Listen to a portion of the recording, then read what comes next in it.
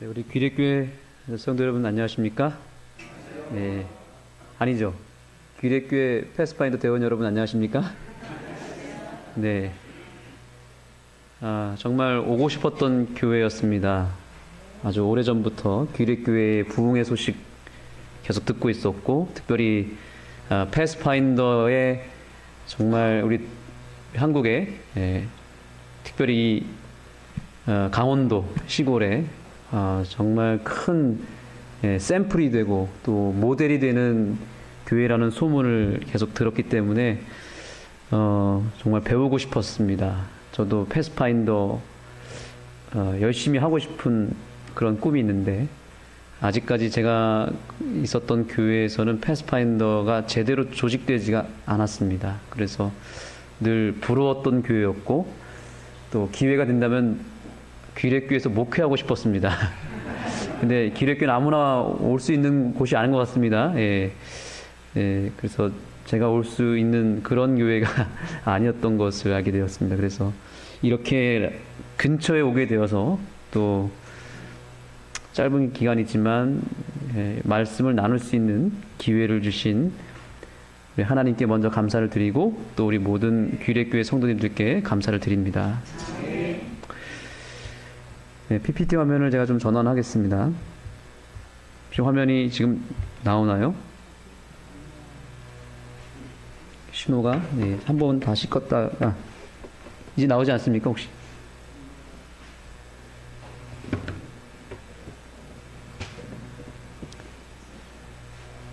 네, 한번 잠깐 화면 조정 시간을 갖겠습니다.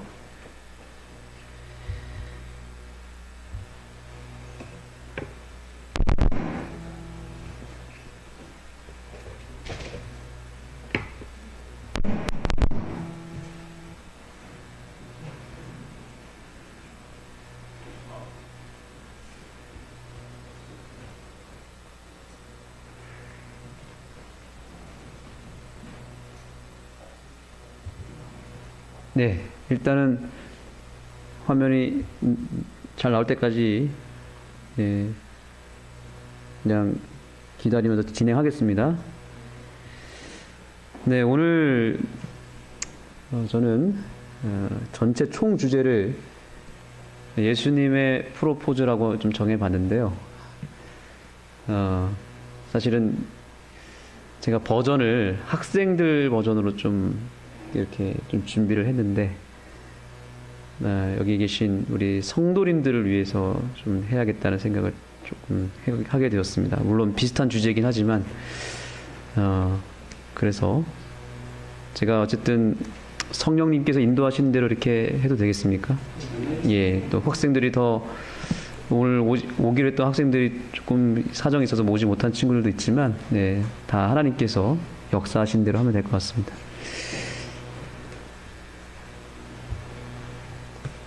우리 교회 이름에 대해서 좀 요즘 저는 연구를 계속 하고 있는데요. 우리 교회 이름이 참 길죠? 우리 교회 이름의 혹시 의미를 아십니까? 우리 여기 어린이들한테 질문을 좀 던지고 싶은데, 이 세상에서 가장 좋은 교회, 또 진리 교회는 교회 이름이 길까요? 짧을까요? 짧은 교회가 진리일까요? 긴 교회가 진리일까요? 너무 답을 의도하는 것 같지 않습니까? 네. 긴 교회, 이름이 긴 교회가 좋은 교회고, 하나님께서 특별하게 아주 긴 이름을 우리 교회에 주신 이유가 있는데, 그 이유를 좀 우리가 살펴봤으면 좋겠습니다. 우리 교회 이름을 우리가 한번 불러볼까요? 시작. 제7일 안식일 예수 재림교회입니다. 이 교회의 이 이름은 상당히 중요합니다. 여러분의 이름도 중요하잖아요. 그렇죠? 이름이 중요합니까? 네, 이름은 굉장히 중요합니다. 이름대로 되거든요. 그렇죠? 그렇죠? 그럼 우리 교회 이름의 의미는 무엇일까요? 안식일 교회라는 의미일까요? 아니면 우리가 소위 안식일 교회, 재림 교회 이렇게 얘기를 하는데 재림을 기다리기 때문에 우리는 재림교회라고 얘기를 합니다. 또 안식일을 지키기 때문에 안식일교회라고 얘기를 하는데, 우리 교회가 이렇게 이름이 긴 이유, 굳이 제7일 안식일 예수 재림 교회라고 이렇게 다 불러야 될지, 여러분 그런 고민 혹시 안 해보셨습니까? 저는 어렸을 때 학교에서 친구들이나 누군가가 물어보면 어디 교회 다니냐고 하면은 참 우리 교회 이름이 너무 길고 너무 특이하기도 하고, 뭐 장로교회, 감리교회 얼마나 간단하고 명료합니까? 그런데 참 그때는 창피했습니다. 창피해서 쭈삣쭈삣 이 교회 이름을 잘 얘기하지도 못하고 늘 자신감 없이 이 교회의 이름에 대해서 제가 늘 별로 좋아하지 않았던 기억이 있습니다. 그래서 주눅 들었었고 또 친구들한테 자랑하지도 못했습니다. 그런데 저는 이 교회의 이름의 의미를 알고 나서부터는 정말 하나님께 감사했고, 이 교회의 이름을 내가 열심히 자랑하고 선전해야겠다라고 하는 생각을 하게 되었습니다. 이번 기간을 통해서 우리 특별히 패스파인더 우리 어드벤처러 대원들께서 우리가 패스파인더 대원으로서, 어드벤처러 대원으로서 우리 교회 이름에 대한 자긍심이 좀 생겼으면 좋겠습니다. 그래서 당당하게 신앙하는 우리 대원들이 되기를 정말 간절히 바라는 심정으로 제가 말씀을 전하고자 합니다. 여러분 오늘 성경 가져오셨습니까? 그럼 성경을 좀 다 펴주시기 바랍니다. 자, 여러분의 성경 제일 첫째 장을 한번 열어보시기 바랍니다. 제일 첫째 장에는 뭐가 있죠? 네, 창세기 몇 장이죠? 1장과 2장이 이 첫 장에 있습니다. 맞습니까? 하나님께서 인류를 창조하시고 이 세상을 창조하신 다음에 가장 첫 번째로 주신 복음이 있습니다. 우리의 행복을 위해서 우리 하나님께서 첫 번째로 주신 선물이 뭔지 아세요? 창조하시고 엿새 동안 모든 걸 창조하시고 그 다음에 어떻게 하셨습니까? 그렇습니다. 2장 1절 천지와 만물이 다 이루니라. 하나님의 지시던 일이 몇째 날이요? 일곱째 날이 이를 때에 마치니 그 지시던 일이 다음으로 일곱째 날에 안식하시니라. 3절 하나님이 일곱째 날을 어떻게 했다고요? 복주사 거룩하게 하셨으니 이는 하나님이 그 창조하시고 만드시던 모든 일을 마치시고 이날에 안식하셨음이더라. 첫 번째로 주신 복은 제7일 안식일입니다. 맞습니까? 여섯째 날 쉬신 게 아니라 다섯째 날 쉬신 게 아니라 첫째 날 쉬신 게 아니라 며칠에 쉬셨어요? 일곱째 날 쉬셨습니다. 제7일이 중요합니다. 제7일 안식일에 쉬셨고 그 날을 복되게 하셨습니다. 그러니까 안식일을 일단 지키는 백성들은 하나님의 놀라운 복을 받게 되는 것이죠. 이게 성경의 시작입니다. 맞습니까? 성경의 시작은 뭐로 시작하는 거예요? 안식일로 시작합니다. 아니요, 제7일 안식일로 시작하는 것입니다. 맞습니까? 그러면 성경의 마지막은 무엇으로 마무리됩니까? 자, 요한계시록 맨 마지막 책 요한계시록이죠. 맨 마지막 장이 몇 장이죠? 22장. 맨 마지막, 이거 실제로 잡으셔야 됩니다. 맨 마지막 성경 맨 마지막 페이지를 잡아보시기 바랍니다. 거기 보시면 맨 마지막 말씀 20절 다 같이 읽겠습니다. 22장 20절입니다. 시작. 이것들을 증거하신 이가 가라사대 내가 진실로 속히 오리라 하시거늘 아멘. 주 예수여 오시옵소서. 주 예수의 은혜가 모든 자들에게 있을지어다. 아멘. 성경은 무엇으로 마칩니까? 예수 재림으로 끝나는 책입니다. 맞습니까? 하나님께서 성경을 통해서 마지막으로 주신 복음이 뭐냐면 재림이에요. 재림. 첫 번째로 주신 복음은 무엇이라고요? 제7일 안식일입니다. 그러니까 성경이라고 하는 책은 뭐예요? 제7일로 시작해서 예수 재림으로 맞춰지는 책입니다. 다시요. 성경을 제가 딱 한마디로 요약을 하겠습니다. 우리 어린이들이 대답해 보세요. 성경은 뭐로 시작해서? 제7일로 시작해서 뭐로 마치는 책이에요? 예수 재림으로 맞춰지는 책이에요. 그래서 우리 교회 이름이 제7일 안식일 예수 재림교회라는 뜻입니다. 놀라운 의미입니다. 이거는 정말 다른 어떤 교회에서도 찾을 수 없는 놀라운 복음입니다. 그래서 저는 제7일 안식일 예수 재림교회의 이름의 가장 중요한 의미는 예수님 재림도 좋고 다 안식일도 좋고 다 좋은데 더 중요한 건 바로 이것입니다. 제7일 안식일 성경의 시작입니다. 예수 재림 성경의 마지막입니다. 다시 말하면 우리 제7일 안식일 예수 재림교회는 성경의 처음부터 성경의 마지막까지 온전히 이 하나님의 말씀을 하나도 빠짐없이 온전히 믿는 교회라는 뜻입니다. 성경을 처음부터 끝까지 다 믿는 교회. 아멘입니까? 아멘. 예. 그러나 세상의 수많은 교회들을 보십시오. 안식일부터 거부합니다. 예수 재림 기다리지 않습니다. 왜냐하면 성경을 지금 잘못 읽기 때문에 그런 것입니다. 잘못 믿으면 그렇게 되는 것입니다. 그러나 성경을 온전히 처음부터 끝까지 다 믿고 순종하는 교회는 우리 교회밖에 없습니다. 여러분 정말 우리 교회 잘 오셨습니다. 그런 의미에서 인사하겠습니다. 우리 교회 잘 들어오셨습니다. 이렇게 인사하시기 바랍니다.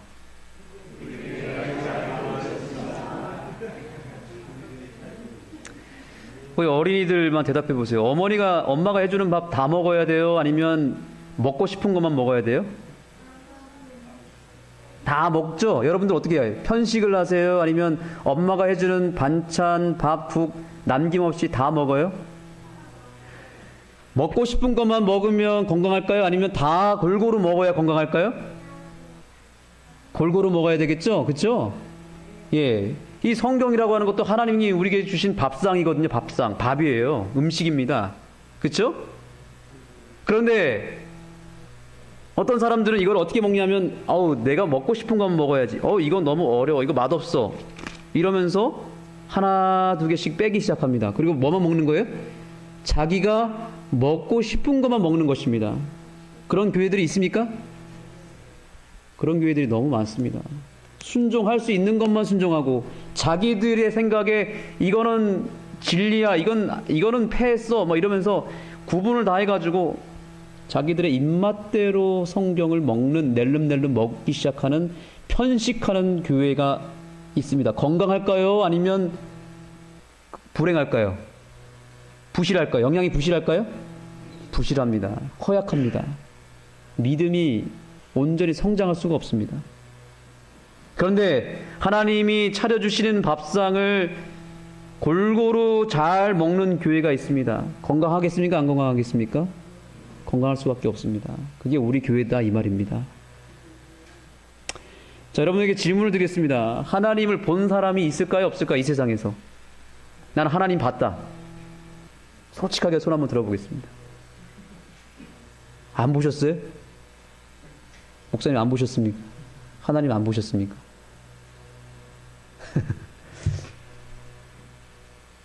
하나님을 본 사람이 이 세상에 있을까요? 없을까요? 예? 누가 있습니까? 모세가 정말 봤습니까?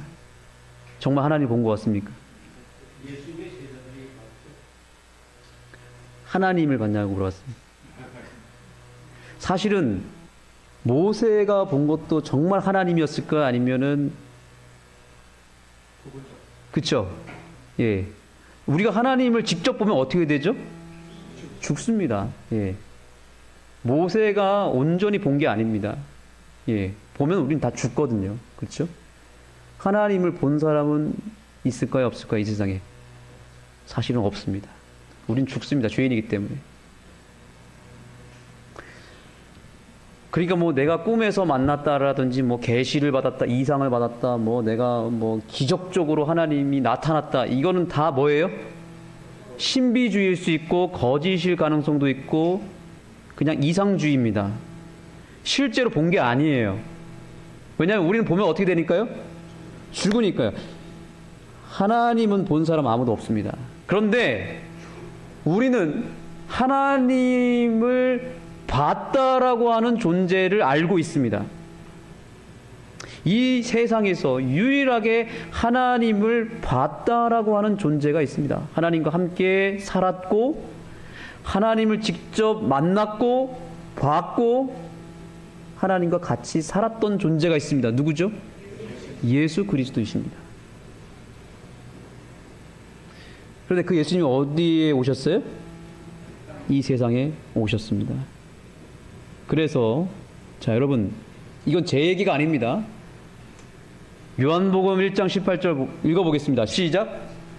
본래 하나님을 본 사람은 없으되 아버지 품속에 있는 독생하신 하나님이 나타내셨네. 하나님 본 사람 있다 없다? 없으되. 그런데 하나님의 품속에 있었던 존재가 있었다는 거죠.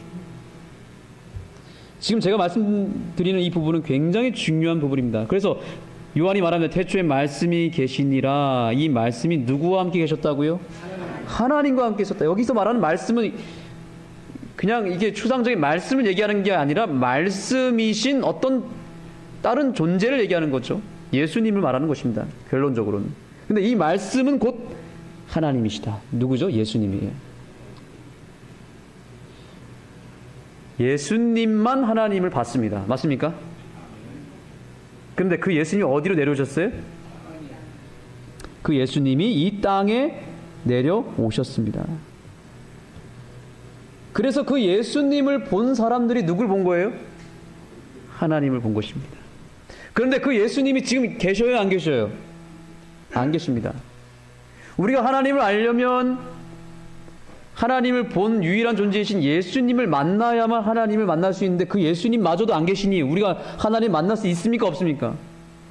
없습니다. 그런데 예수님께서 지금 하늘로 올라가셨지만 예수님께서 우리에게 유일하게 예수님을 만날 수 있는 한 가지 통로를 주셨는데 그것이 무엇입니까? 그것이 성경입니다. 성경. 맞습니까? 예. 다 같이 읽겠습니다. 시작. 너희가 성경에서 영생을 얻는 줄 생각하고 성경을 상고하거니와 이 성경이 누구에 대해서 얘기한다고요? 예수님에 대해서 얘기한다고요. 연결이 되지 않습니까? 자, 이제 다시 정리하겠습니다. 우리 어린 학생들만 대답해 보세요. 하나님 본 사람 있어요, 없어요? 없습니다. 아무도 없습니다. 그런데 누가 유일하게 하나님과 함께 있었어요? 예수님. 그러면 우리는 누굴 통해서만 하나님 만날 수 있어요? 예수님 통해서 만날 수 있어요. 근데 예수님 있어요, 없어요? 안 계셔요. 그렇죠? 그런데 예수님 어떻게 만날 수 있어요? 성경을 통해서. 아, 역시 똑똑합니다. 그러면 하나님을 만나려면 무엇을 통해서만 만날 수 있어야 돼요? 성경을 통해서 만날 수 있는 것입니다.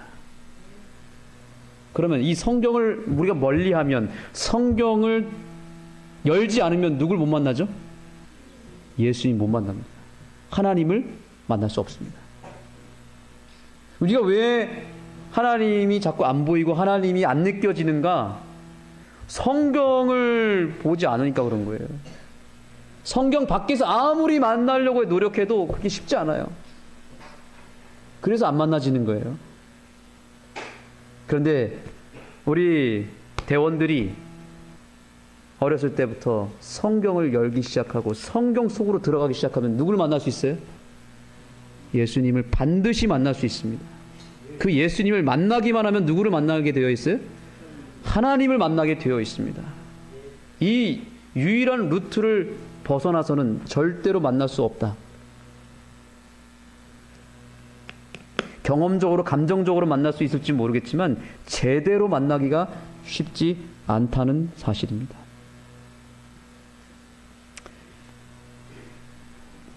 한 이야기를 들려드리겠습니다. 어떤 한 남자가 길을 걸어가는데 저기 시냇가에 깊은 강이 있었는데 어느 한 여인이 허우적대고 있는 게 빠져가지고 살려주세요, 살려주세요. 마침 이 남자가 수영을 잘했습니다. 수영을 잘해가지고 얼른 뛰어 들어갔습니다. 그리고 그 여인을 겨우 건져냈어요. 건져냈는데 건져놓고 보니까 내가 평상시에 이상형으로 늘 그렸던 여인이 거기에 누워있는 것입니다. 너무 아름다운 거예요. 건져내고 보니까. 그냥 지나가기에는, 그냥 건져놓고 끝내기에는 너무너무 아까운 여인이에요.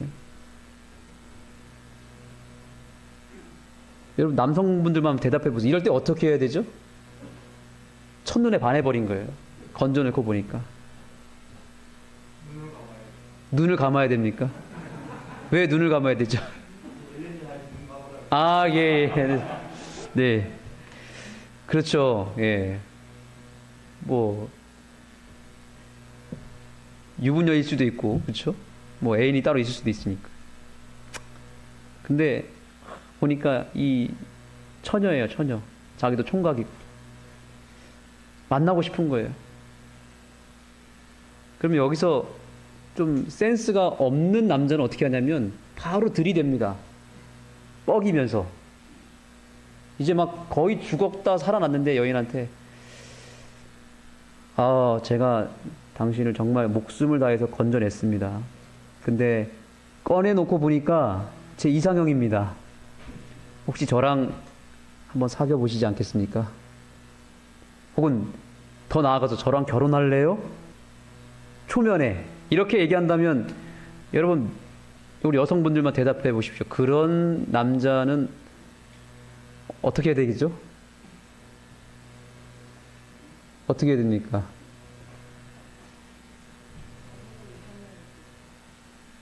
네.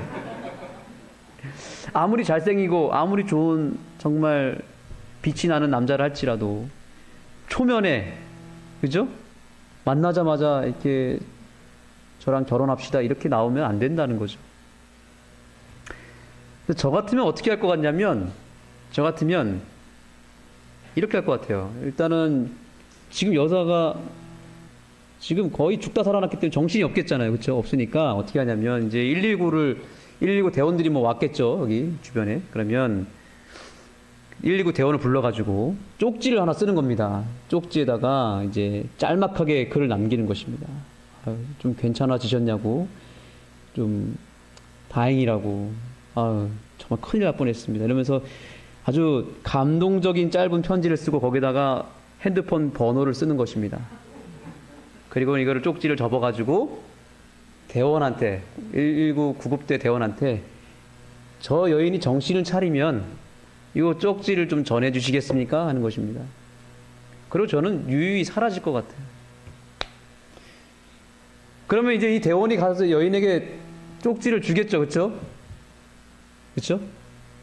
자, 그러면 그 여자 입장에서 봤을 때 이 쪽지를 열어보는 게 자연스러운 겁니까? 아니면 찢어버려야 됩니까? 예? 어떻게 해야 됩니까? 열어봐야 되겠죠? 예. 그래도 나를 생명을 구해준 은인인데, 그래도 예의가 있으니까, 그래도 매너 있게 한번 열어보지 않겠습니까? 근데 열어봤더니 거기에 나를 아주 위해주는 여러 멘트들이 있고, 그래서 시간 되면은 나중에 뭐 연락 달라고. 전화를 해보시겠습니까? 안 해보시겠습니까? 여러분이라면. 해볼 수 있겠죠, 그쵸? 예. 전화를 하는 것입니다. 전화를 했더니 같이 그러면 식사를 한번 하자고. 이렇게 자연스럽게 만나게 되는 것이죠. 제가 왜 이 얘기를 갑자기 뜬금없이 드릴까요? 이 이야기가 바로 성경의 이야기예요. 예. 2000년 전에 우리는 죽게 됐습니다. 하나님께서 죄로 말미암아 죄에 빠져서 떠내려가는, 죽어가는 우리 인간을 구원하기 위하여 누구를 보내셨어요? 예수님을 보내셔서 건져냈습니다. 십자가에서. 그러면 제가 만약 예수님이라면 십자가에 못자국 딱 보여주면서 당장 나타나가지고 내가 너 구원했으니까 너 나 믿어야 돼. 무조건 믿어.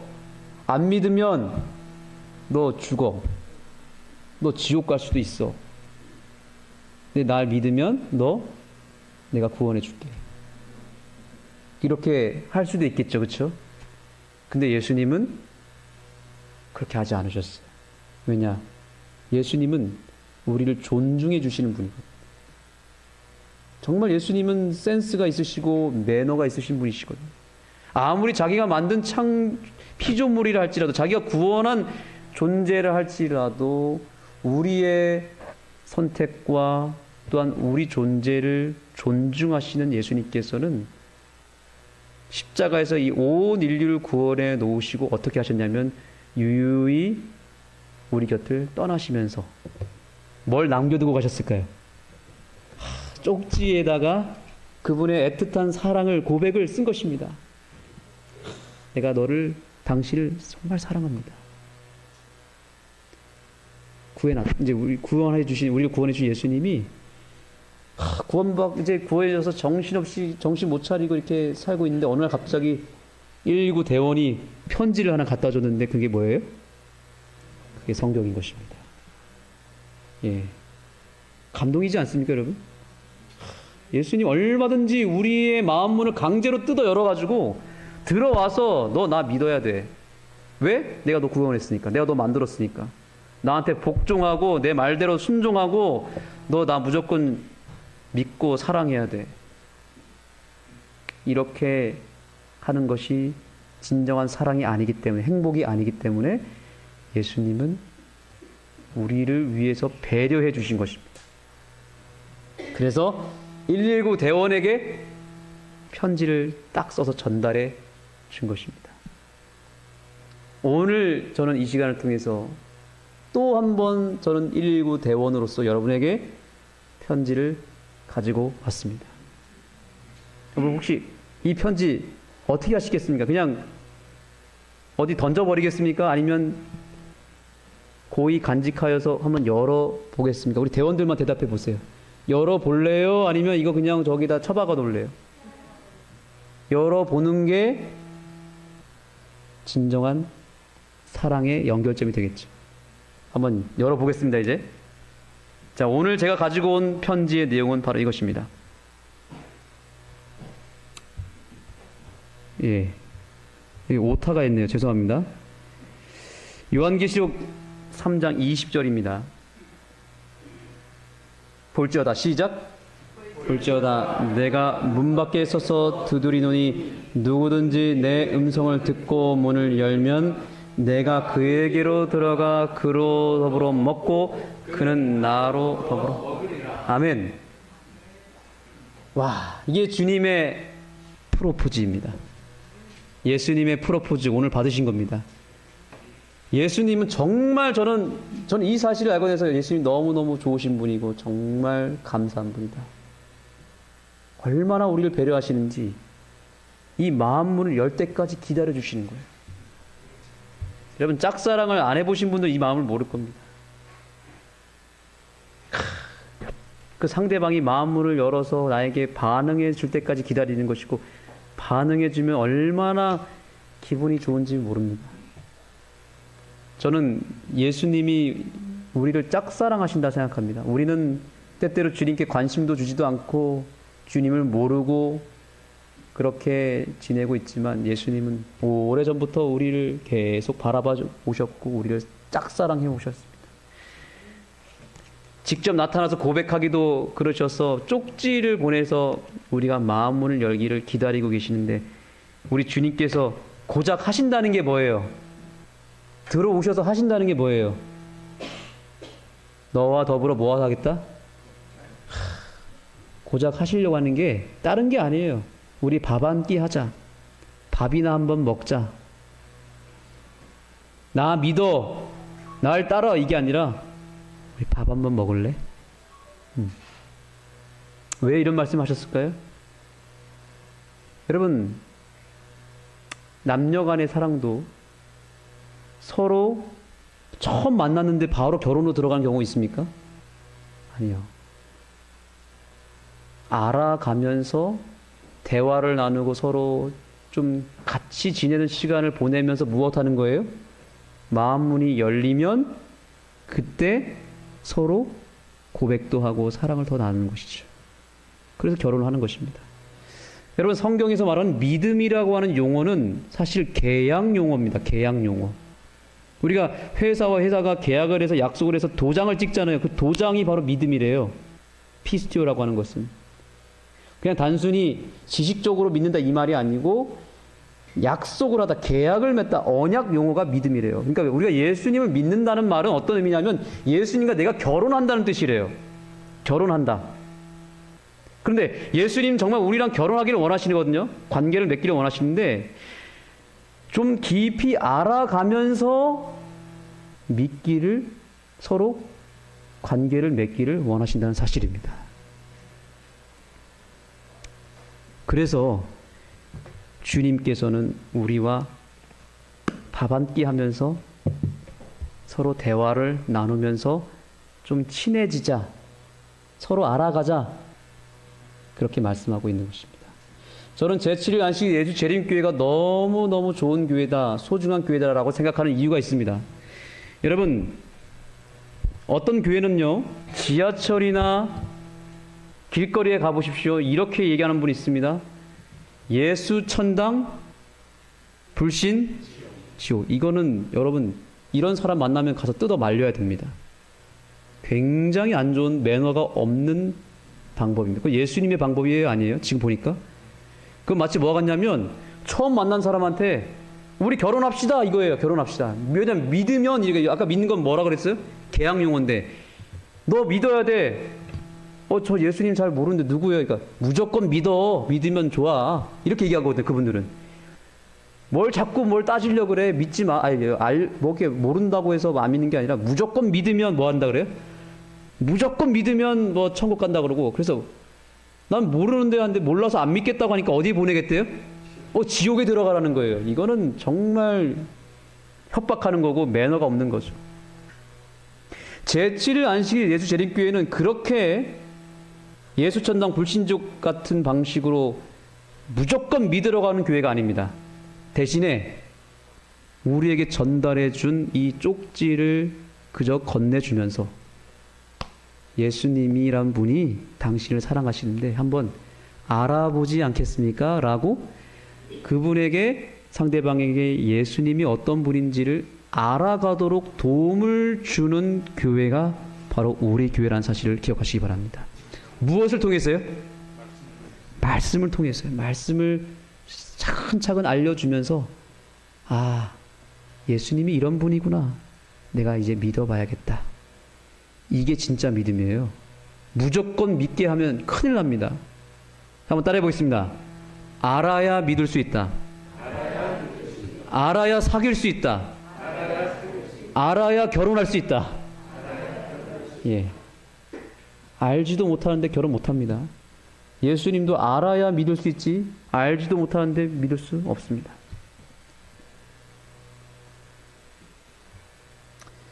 그래서 우리는 말씀을 잘 붙들어야 됩니다. 이제 남은 시간 동안 저는 그렇다면 이 말씀을 어떻게 우리가 받아들이고 이 말씀 속에서 어떻게 예수님을 만날 수 있을까? 이걸 알아야 되거든요. 성경 한번 잡아보겠습니다. 이렇게 해서 잡아보십시오. 첫 번째 우리가 성경을 취할 수 있는 첫 번째 방법은 암송입니다. 암송. 우리 여기 어린이들이 있는데 여러분 패스파인더 훈련 가운데 암송 훈련 있죠? 예. 유대인들은 0에서 13세까지 철저하게 하나님 말씀을 암송시킵니다. 그래서 저는 지금 하늘숲교회에서 다른 거 하려고 하지 않습니다. 그냥 아이들 암송시키려고 합니다. 성경 암송. 이때 아니면 못합니다.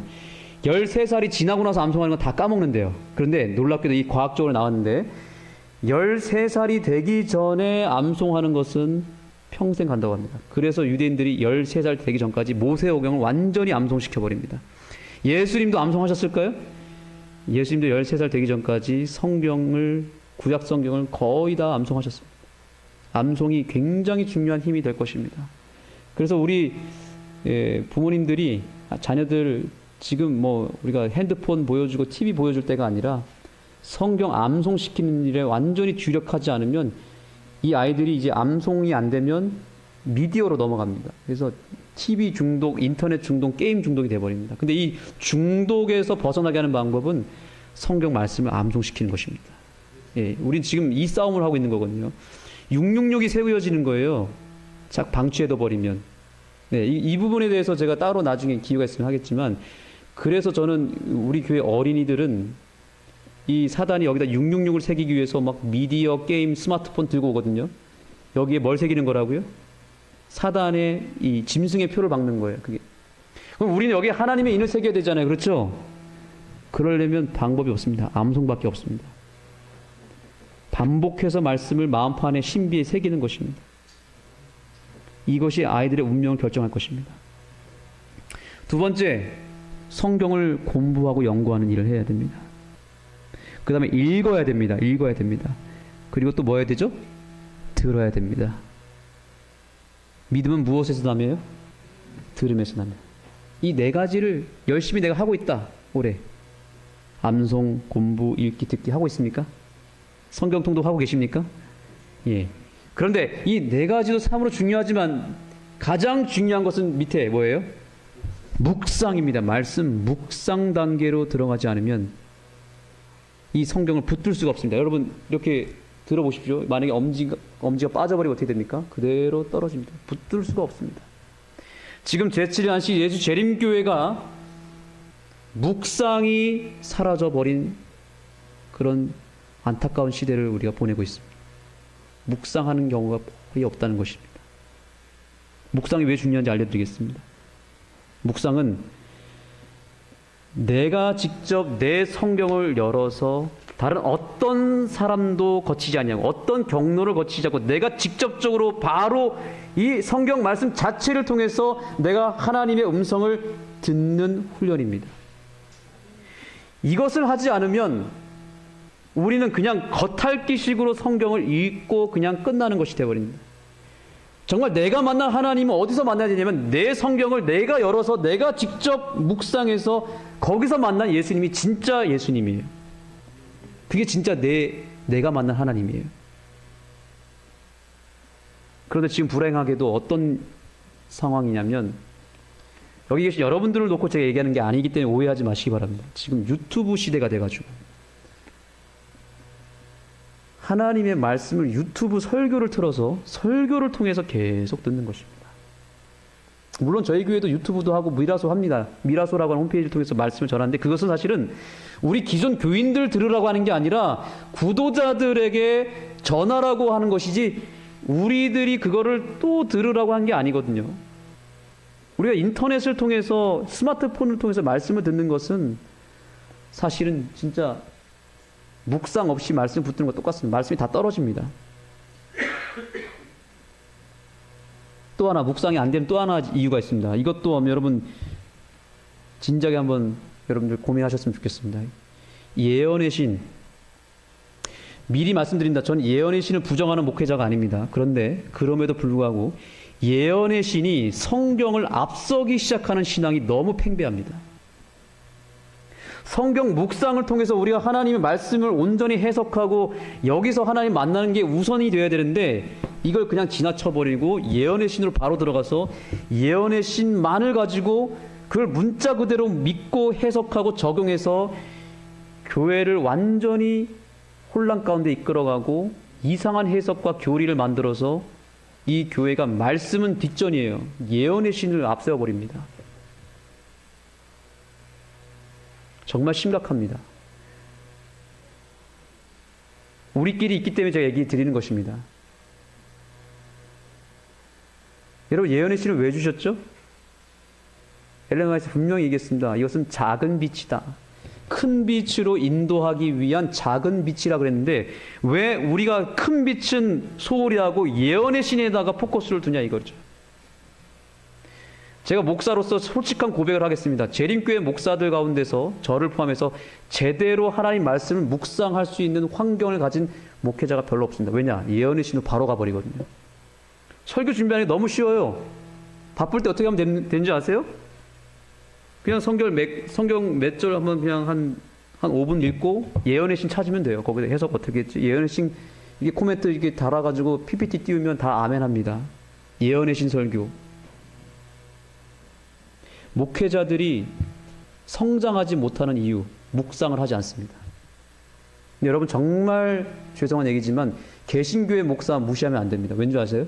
물론 거기에는 부족한 목사도 많지만 개신교에는 예언의 신이 없기 때문에 오히려 묵상을 할 수밖에 없어요. 묵상에 목숨을 겁니다. 물론 그들이 묵상을 통해서 깨달은 진리가 다 예언의 신에 들어와 있긴 해요. 거의. 그래서 정말 묵상의 단계로 깊이 들어간 목회자들은, 개신교 목사들은 진리를 발견하고 예언의 신의 기별과 일치되는 기별들을 전하는 목사도 있습니다. 그런데 문제는 재림교회 목사들입니다. 저를 포함해서 얘기하는 거니까 여러분 오해하지 마십시오. 묵상하기 위해서 성경을 받아가도 뭔가 거기서 연구를 하기 시작하고 깊이 들어가기도 전에 어디로 간다고요? 예언의 신을 붙잡게 됩니다. 묵상 자체를 하지 않게 되는 것입니다. 그래서 이상한 어떤 해석과 묵상하지 않은 말씀을 가지고 그저 교리 설교를 하는 거예요. 교리 설교. 여러분 교리가 우리를 구원해 주지 않습니다. 우리가 말씀에서 만난 예수 그리스도가 나를 구원해 주고 그 말씀에서 내가 직접 묵상하고 내가 내 삶을 통해서 적용하고 말씀과 씨름해서 만나고 내가 증거하는 예수님이 진짜 예수님이고 그런 기별이 우리 귀례교회에 있을 때 우리 재림교회에 있을 때 복음이 증거되게 되는 것입니다.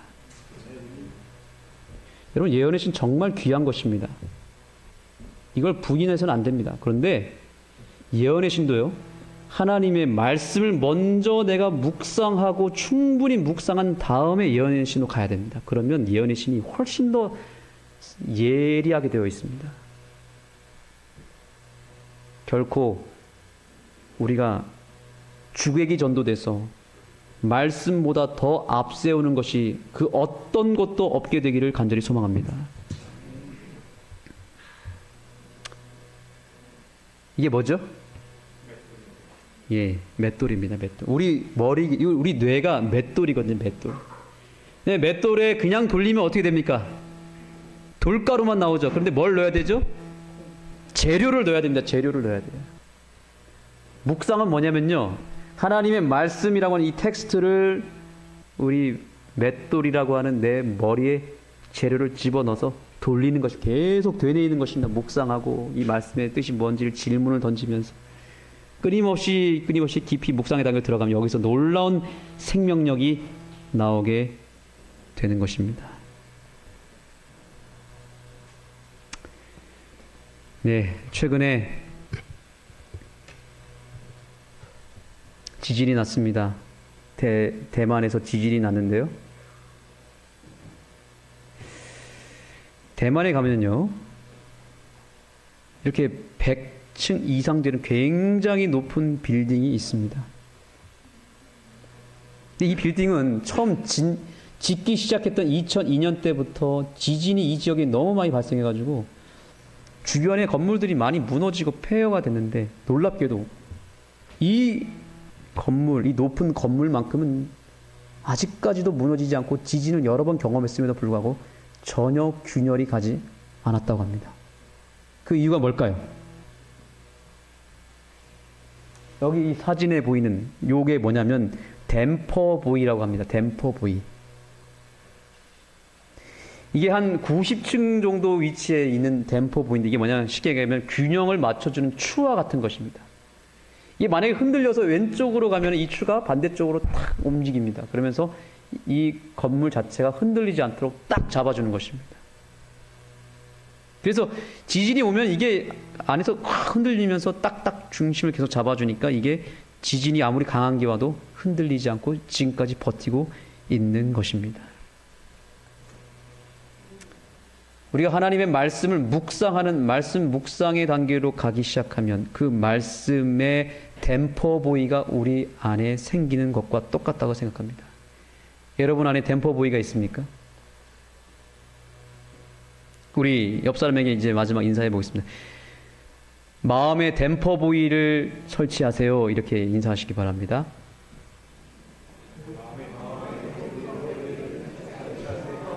말씀 묵상 하셔야겠죠? 예. 우리가 교과 공부도 다 해야 되고 기도력도 해야 되고 여러 가지 할 게 있다 보니까 예언의시도 읽어야 되고 정작 말씀 자체를 묵상할 수 있는 기회가 자꾸 사라집니다. 그래서 말씀 묵상을 저를 비롯해서 지금 제가 그래서 이게 사실 제가 지난주에 강조했던 부분인데 전 교인이 말씀 묵상의 자리로 갈 수 있도록 지금 계획을 세우고 있습니다. 이게 우리 부흥의 혁명적인 운동이라고 생각합니다. 말씀 부흥의 운동, 말씀 묵상의 운동이 일어나게 되기를 소망합니다. 그래서 우리의 마음의 중심에, 우리 인생의 중심에 댐퍼보이가 생겨서 말씀이 딱 자리를 잡고 흔들리지 아니하도록 우리의 인생을 붙잡아 줄 수 있는 이 장치가 필요한 것이고, 저는 그 장치를 우리 사랑하는 자녀들에게, 우리 영적 자녀들, 우리 교회에 나오는 젊은 패스파인더 대원들에게 말씀의 댐퍼보이를 여러분들께서 꼭 설치해 주시는 역할을 해 주셨으면 좋겠습니다. 흔들리는 지진이 계속 생길 것입니다. 앞으로 엄청난 지진이 몰려올 것입니다. 그럴 때 속절없이 무너지고 나가 떨어지는 신앙인도 있겠지만 절대로 흔들리지 않는 신앙인도 있을 것입니다. 저는 우리 패스파인더 귀례교회 대원들이 말씀의 댐퍼보이를 속히 설치하셔서 절대로 흔들리지 않는 믿음의 소유자들이 되기를 간절히 소망합니다. 그래서 지금 말씀 묵상 연합 훈련을 하고 있는데요. 우리 귀례교회에서 이 말씀 묵상 운동이 일어나서 이 교회가 정말 말씀으로 굳건하게 서 있는 교회가 되기를 소망합니다. 히브리서 4장 12절 읽겠습니다. 시작. 하나님의 말씀은 살았고 운동력이 있어 좌우의 날선 어떤 검보다 예리하여 혼과 영과 및 관절과 골수를 찔러 쪼개기까지 하며 마음의 생각과 왜 하나님께서 직접 나타나지 않고 왜 성경만 덜렁 주고 떠나셨을까? 아까 편지 얘기도 하고 다 했지만 저는 그렇게 생각합니다. 왜 성경만 덜렁 주시고 아직까지도 나타나지 않으셨을까? 이유는 분명합니다. 성경으로 충분하기 때문입니다. 말씀에서 만난 하나님으로 충분히 우리가 얼마든지 변화될 수 있고 얼마든지 승리할 수 있고 얼마든지 말씀만을 가지고도 이 교회가 부흥할 수 있기 때문에 하나님은 이 말씀의 능력, 말씀 속에 모든 능력을 다 집어넣고 잠시 자리를 비우신 것뿐입니다. 귀례교회의 첫 번째 우선순위가 하나님 말씀이 되고 말씀 묵상이 되기를 간절히 소망하면서 말씀을 마치겠습니다. 기도하시겠습니다. 하나님, 우리를 제7일 안식을 예수 재림교회, 성경을 처음부터 끝까지 다 믿는 교회로 불러주셔서 감사합니다. 우리 교회는 그 옛날 우리 믿음의 선조들이 말씀에 정말 푹 젖어서 말씀을 깊이 연구하는 백성들이었습니다. 말씀을 그 어느 교회보다도 잘 증거하는 말씀의 사람들이었습니다. 그러나 지금 사단이 우리를 공격하여 말씀을 멀리하게 만들고 말씀을 읽지 못하게 만들고 묵상하지 못하게 만듭니다. 우리의 원래의 모습을 다시 되찾을 수 있도록 도와주셔서 우리 귀례교회 모든 우리 장로님, 집사님들을 비롯하여서 우리 패스파인더 대원에 이르기까지 한 사람 한 사람이 말씀의 사람이 되게 해주시고 말씀에서 예수님을 확실하게 만난 사람이 되게 해주시고 말씀을 잘 증거할 수 있는 탁월한 성경 교사들이 될 수 있도록 이 교회를 말씀으로 부흥시켜 주옵소서. 예수 그리스도의 귀하신 이름으로 간절히 기도드립니다. 아멘.